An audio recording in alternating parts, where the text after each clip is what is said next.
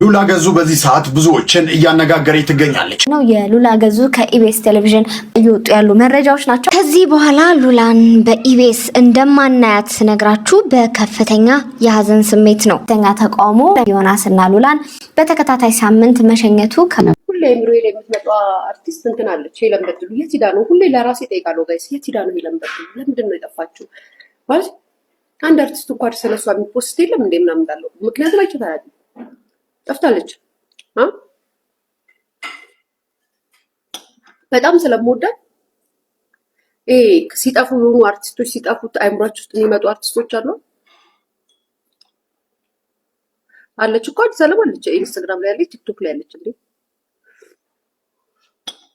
አለች አዲስ አለም። እሺ ለማንኛውም ወደ ዋናው ቁም ነገር ስናወራ ሰሞኑን እንግዲህ ቲክቶክ ላይ አንዴ እዚህ ላይ እና እዚህ ላይ ቅጠል አድርገው መጥተው ሙድ ይዙብሃል። አንዴ የሆነ ነገር ያደርጉብሃል። ትፈቅዳለህ። ምክንያቱም ከመጀመሪያው ጀምሮ ያሳያቸው ነገር ነው። አንድ ሰው ሶሻል ሚዲያ ላይ ባለው በሚሰራው ነገር ሊያሾ ለምሳሌ ቡና እየጠጣች እንደዚህ የኔ ኮንተንት ነው ተዳረገዋለህ። ያንተ ጸጉር እንደዚህ ቆመ ነው ጸጉር ነው ለምን ቆመ ለምን ላረጉት ብለህ አትቀልድባቸውም። ግን ደግሞ ፕራንክ ብለው ሲቀልዱብህ አትፍቀድ። ቫይራል ይወጣል ምናምን በቫይራል ይወጣ ሰው ሆነ ዝነኛው ልጅ ነው። ክብርህን ጠብቅ። ማርያምን የምሬ ነው። በጣም ነው ጋይስ የተናደድኩት እኔ መቤቴ ነው። ግን ቁጭ ብዬ ሳስበው በባለፈው ጭራሽ እኮ እኛ እንደዛ ተናግረን ስሜታዊ ሆነን ተበሳጭተን ተናግረን እኮ ብሩክታይት እና እንትና ማናት ጋዜጠኛዋ ናፍቁትና እኮ ተሸለምኩ ጋይስ። ሽልማት ሰጣቸው እኮ እኛ ተቃጥለን ትዝ ይላችኋል። እኔ ተቃጥዬ እዚህ እናንተ በቴሌቪዥን የምትታዩ ጋዜጠኞች እንዴት እንደዚህ አይነት ነገር ታረጋላችሁ? የአፌን አሞት ብቻ ጭራሽ 50 ሺህ ብር ሽልማት ሰጣቸው። አያችሁ፣ ይሄን ልጅ አሁን የሆነ ነገር ሲፈልግ ቫይራል ሚዲያ ላይ መነጋገሪያ ርዕስ መሆን ይፈልጋሉ። ክብራችሁን ጠብቁ። የምታመጡት ነገር የሆነ ከእናንተ ጋር የሚሄድ ነገር አድርጉ። እናንተ ፈልጋችሁ አድርጋችሁ ሰው ተናጋሪ ለምን ታደርጋላችሁ? ሰው ያየውን አስተያየት ይሰጣል። የሚቀበል ይቀበላል ወይ ማለት የሚቀበል ይቀበላል፣ የማይቀበል አይቀበለውም። የማይቀበለው ደግሞ መጥቶ ይተቻል። ግን ደግሞ በመከላከያና በፖሊስ ልብስ እንዳትቀልዱ። የአገዋ ሞዴል የባህል አምባሳደር የነበረችው ልጅ ቪዲዮዋ ፎቶቿ ተለቆባቸዋል። የሆነ ፎቶ ተለቋል ከሆነ ሰው ጋር ምናምን እና ስለሱ ፎቶ ምንም አናውቅም። ብቻ ከምን ጋር እንዳገናኘ ነው ባላቅም፣ ከምን ጋር እንደተገናኘ ነው አላቅም። ልጅቷን በጣም ስትቀጠቀጥ ነበረ። ሰዎች ይናገራት ነበር ማለት። በነገራችን ላይ ስለ ሰውየውና ስለ ልጅቷ የምታውቁት ነገር አለ? እኔ መቤቴን የማውቀው ነገር የለም። መቤቴን ማለት ነው ረስሞትም ነገር የለም ማለት ባሏ ቢሆን ባለቤቷ ቢሆን ለሷ ያሳታል እያላችሁ ነው። ሰውየው ቁም ነገር ጥያቄ ጠይቋችሁ ነው። ቁም ነገር እንድትመልሱልኝ ነው። እና ሚስት ከሆኑ ወይ ቦይፍሬንዷ ከሆነ እናንተ እንደምትሉት ገንዘብ፣ በነገራችን ላይ ምንም ገንዘብ የሌለው ምንም ብር የሌለው ዝም ብሎ እድሜሽንም ጊዜሽንም እያቃጠለ ወጣት ፍሪንድ ስላደረገ ወጣት ስለሆነ ሳይሰራ ነፍሷ ባክሽ ለሱስ የሚለኝም ዛሬ ባክሽ ለእንትን የሚለኝም ዛሬ እያለሽ ከሚያኖርሽ በሳል ካለ ሰው ጋር ገንዘብ ካለው ሰው ጋር እድሜውን ጨመር ካደረገ ሰው ጋር መኖር ብልሃት ነው። የምቃወመው ምናምን አልደግፈው። አሁን ስለዚህ ሰውዬ ባቅ ኑሮ ባለትዳር እኮ ነው ልጅ አለው ምናምን ብትሉኝ አሁን እናገራለሁ። ስለዚህ የምታውቁት ነገር የለም፣ የሰማም ነገር የለም። ሚዲያ ላይ ፎቶዎች አለ የተለቀቀው፣ በፎቶዎች ነው ያሸማቀቃችኋት ያላችሁት። ከወጣጤው ይሄ ይሻላል ብላ መርጣ ቢሆንስ ከወጣጤው ምንም ከሌለው ይሄ ይሻላል ብላ መርጣ ቢሆንስ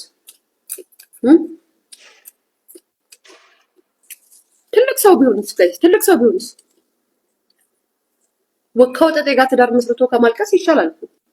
የበሰለ እድሜ ያስተማረው ህይወትን የኖረ ገንዘብ ያለው ወዳው ከሆነ ገንዘቡ ጋር እሱ ወዳው። አሁን እኮ በጣም እርግጠኛ ሆናችሁ እሷ ገንዘቡን ብላ እንደሄደች ነው እየተናገራችሁ ያላችሁት። ለገንዘቡ ብላ እንደገባው ወደው ቢሆንስ የተናገረችው ነገር አለ። አሁን አስተያየት ሰጣም ቢሆን ኑሮ እኛም የምንናገረው ነገር ይበዛ ነበር። ምንም ያሉት ነገር የለም።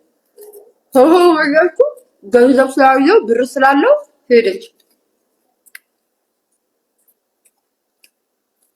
አገባኝ። ትልቅ ሰው አይደለም። ትልቅ ነው የሚለው ትልቅ ሰው አይደለም።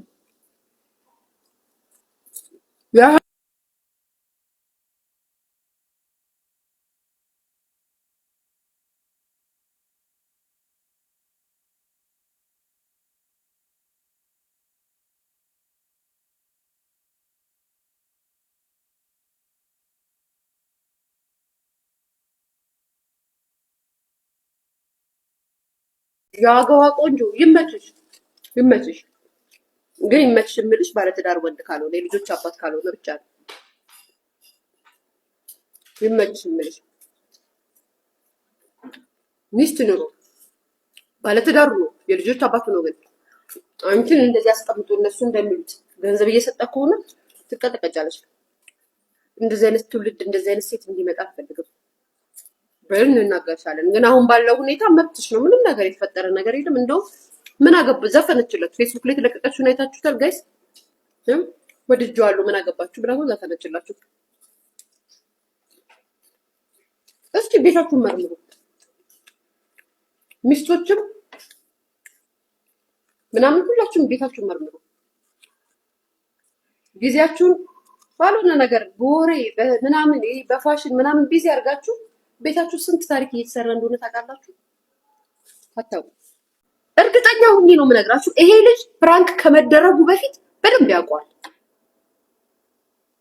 ነገርኳችሁ። ይሄ እንትኑ ማን ነው የሚባለው ልጅ የዛኔ ቻይና ሊሄድ ነው የሚባለውን ነገር ቫይራል እንዲወጣ ስለተፈለገ በቃ ያንን መጠቀም ያደረጉትና ቪዲዮን ቫይራል አደረጉት።